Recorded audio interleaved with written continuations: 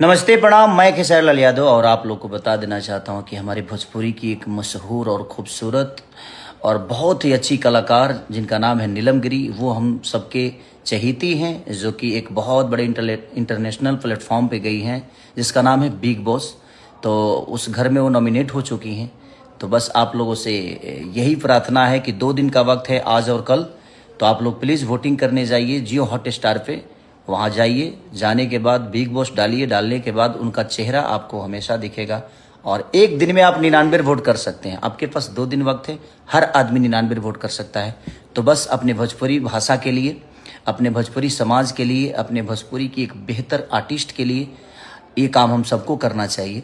तो आप प्लीज़ जाइए और उनको सपोर्ट करिए, सपोर्ट करके और बिग बॉस के घर में उनको जिता के लाइए। Love you all, thank you. तो दोस्तों देखिए, खेसारी लाल यादव भी नीलम गिरी के बारे में बोले कि जो कि नीलम गिरी बिग बॉस में गए। तो आप लोग भी नीलम गिरी को वोट नहीं किए दोस्तों, आप लोग जाइए हॉटस्टार पर जाके इसको नीलम गिरी को वोट सपोर्ट कीजिए दोस्तों। तो ऐसे ही दोस्तों आप लोग वीडियो लाते रहेंगे दोस्तों, आपके लिए सब मिलते हैं दोस्तों नेक्स्ट में दोस्तों। धन्यवाद। तो अभी तक सब्सक्राइब नहीं किए तो कर लें।